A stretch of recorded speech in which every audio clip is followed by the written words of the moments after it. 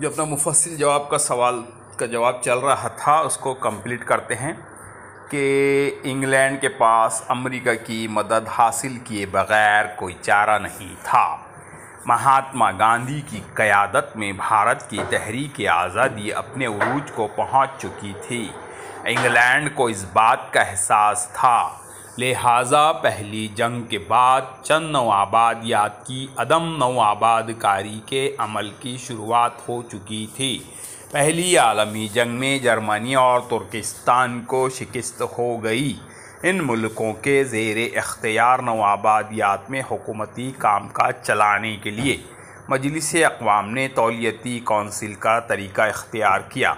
England और France को इन मुल्कों की ट्रस्टीशिप की जिम्मेदारी सौंपी गई। भारत के बाद साइरस और माल्टा भी आज़ाद हो गए। 1971 में इंग्लैंड ने ईरान की खलीज से अपनी फ़ौज वापस बुलवा ली। उसके बाद इंग्लैंड सिंगापुर से भी बाहर निकल आया। फ्रांस के ज़ेर इक़्तिदार इंडो चाइना, मोरक्को और ट्यूनीशिया और अल्जीरिया भी आज़ाद हो गए। 20वीं सदी के आखिर तक जनूबी अफ्रीका भी आज़ाद हो गया। नौआबादियाती निज़ाम का ख़ात्मा होकर उनमें मुल्कों को खुद मुख्तारी हासिल हो गई। इस खुद मुख्तारी आदम नौआबादकारी का सहरा अक़वाम मुत्तहिदा के सर बांधा जाता है। उसके बाद दूसरा सवाल आता है मुफस्सिल सवालों के जवाब का। भारत की आज़ादी के बाद फ़ौरन आज़ाद होने वाले ममालिक में श्रीलंका के मुतालिक मुख्तसर मालूमात दीजिए।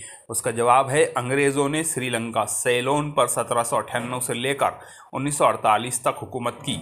डच और पुर्तगालियों को हराकर अंग्रेज़ों ने श्रीलंका पर कब्ज़ा किया था। श्रीलंका में काफ़ी की काश्त करने के लिए अंग्रेज़ कई तमिल मजदूर जनूबी हिंद से श्रीलंका ले गए। अंग्रेज़ों को चाय, कॉफ़ी, नारियल और रबर की पैदावार और तिजारत में बालादस्ती हासिल हो गई।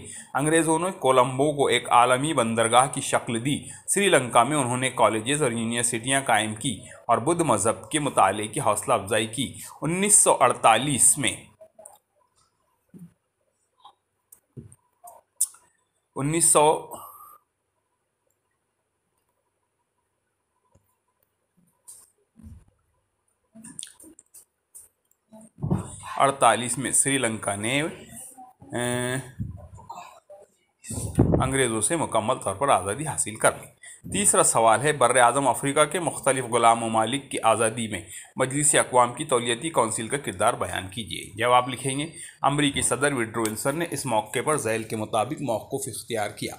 उनके मुताबिक फ़ातिह मुल्क अगर इन नौआबादियात की निगरानी और देखभाल का एक मुतवल्ली या ट्रस्टी के तौर पर करे तो ये मुनासिब होगा। इन नौआबादियात को ख़ुद अपने फ़ैसले लेने का इख्तियार हासिल करना ज़रूरी था। मजलिस अक़वाम ने आपसी समझ बूझ के ज़रिए ये तय किया कि 1919 में बरतानिया, फ़्रांस और बेल्जियम ये तीन ममालिक अफ्रीका में मौजूद जर्मन नौआबादियात आपस में तकसीम कर लें। इन नौआबादियात से हुकूमती कामकाज देखभाल करने के लिए मजलिस अक़वाम ने 11 रुकनी कमेटी तश्कील दी। 1920 में Cape Colony, Natal, Orange Free State और ट्रांसोल इन 4 बरतानी नौआबादियों को मिलाकर जनूबी अफ्रीका तश्कील दिया गया, लेकिन इन पर सफ़ेद फार्म लोगों की बालादस्ती ख़त्म नहीं हुई थी। दूसरी आलमी जंग से पहले मिस्र आज़ाद हो गया। उसके बाद लीबिया, ट्यूनीशिया, मोरक्को, अल्जीरिया, घाना एक के बाद दीगरे आज़ाद हो गए। 20वीं सदी के निस्फ़ आखिर में वस्ती अफ्रीका में आइवरी कोस्ट, मडगास्कर, आलमी जैसी कुल 12 नौआबादियात को आज़ादी मिल गई।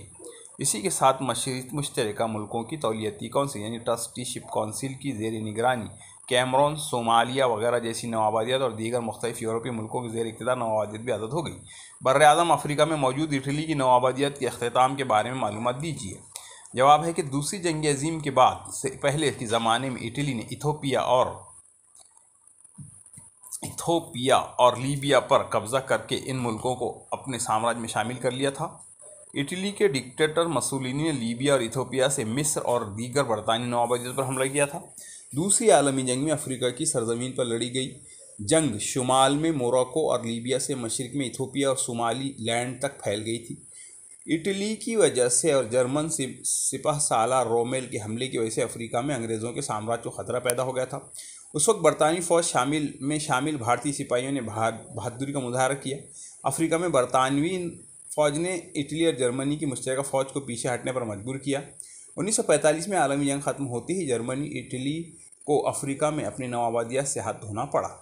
अगला सवाल है कि दर्ज झैल सवालों के जवाब दिए गए नुकात की मदद से मुफस्सिल लिखिए। पहला सवाल है कि बर्र-ए-आज़म अफ्रीका में नवाबादियाती निज़ाम के अख्तिताम के आगाज़ और अफ्रीकी इत्तेहाद के बारे में दर्ज झैल नुकात की मदद से मालूमात लिखिए। बर्र-ए-आज़म अफ्रीका में नवाबादियाती निज़ाम के अख्तिताम की वजूहात।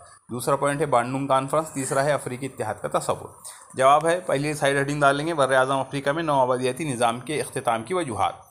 उसमें लिखेंगे 1950 से 1965 के दरमियान 15 साल के अरसे में अफ्रीका में कायम नवाबादियात ने गैर मुल्की नवाबादकारी की बालादस्ती को ख़त्म करने में कामयाबी हासिल कर ली। यूरोपीय नवाबादकार मुल्कों के ज़रिए थोपा गया तरीक़ा तालीम गैर मुल्की था। इसी तरीके से तालीम हासिल करने वाले लीडरान नवाबादियात को हासिल हुई। इस तरीक़े तालीम की वजह से अमरीकी जंग आज़ादी, इनकलाब फ़्रांस, कौम परस्ती जैसे नज़रियात का इल्म अफ्रीकी अवाम को हुआ। यहीं से कौमियत के जज्बात अफ्रीकी मुल्कों की अवाम में पैदा होने लगे। दूसरी आलमी जंग के बाद अफ्रीका में कौम परस्ती को ज़्यादा उरूज हासिल हुआ।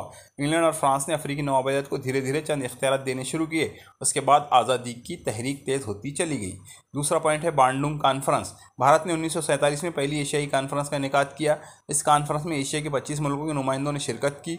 इस कॉन्फ्रेंस में होने वाले बहस व मुबाहिसे के नतीजे में एशियाई इलाक़ायत के तसव्वुर ने जन्म लिया। एशियाई अवाम के मसाइल, एशिया के समाजी, माशी और सकाफ़ती मसाइल की जानिब तवज्जो देना और एक दूसरे से ताउन करने पर जोर देने से मुतालिक गौर किया गया। इस पस मंज़र के साथ 1955 में इंडोनेशिया की बांडुंग में पहली एशियाई और अफ्रीकी मुल्कों की कॉन्फ्रेंस मुनक्किद हुई। इस कॉन्फ्रेंस में इफ़्रो एशियाई अवाम के मसाइल पर चर्चा, आलमी अमन व सलामती को तरजीह और बाहमी ताउन पर जोर दिया गया। तीसरा पॉइंट है अफ्रीकी इत्तेहाद का तसव्वुर। अफ्रीकी इत्तेहाद का तसव्वुर सबसे पहले H.S. विलियम्स ने पेश किया था। उसने 1900 में लंदन में पहली ऑल अफ्रीका इत्तेहाद कॉन्फ्रेंस मुनक्किद की। इस कॉन्फ्रेंस में शरीक W.E.B.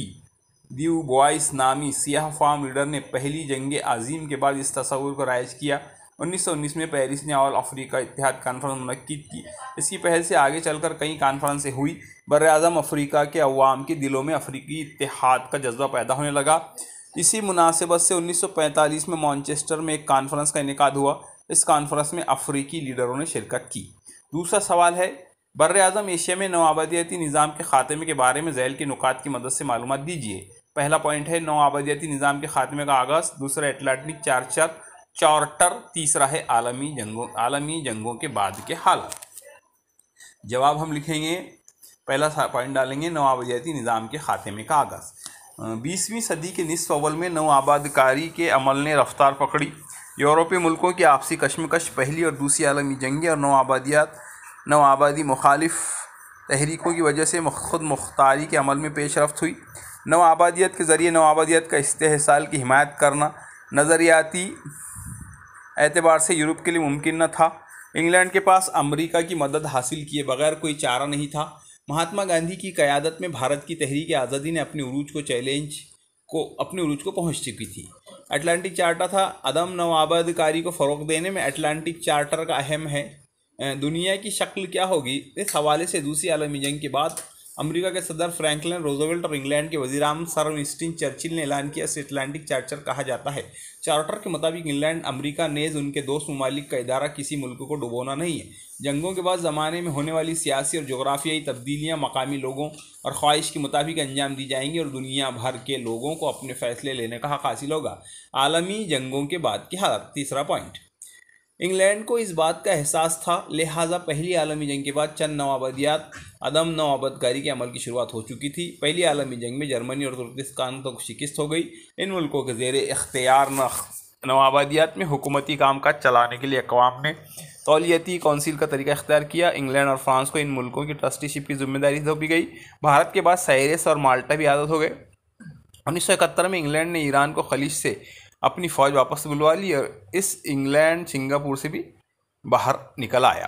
फ्रांस के ज़ेर इक़्तिदार इंडो चाइना, मोरक्को, मराकश, ट्यूनीशिया, अल्जीरिया हो गए और 20वीं सदी के आखिर तक जनूबी अफ्रीका भी आज़ाद हो गया और नौआबादी निज़ाम का खात्मा होकर इन मुल्कों को खुद मुख्तारी हासिल हो गई। इस खुद मुख्तारी या नौआबादी कारी का सहरा अक़वाम मुत्तहिदा के सर बांधा जाता है। इस तरह से यहाँ अपना 9वां यूनिट ख़त्म हो गया। अब कल देखेंगे 8वां।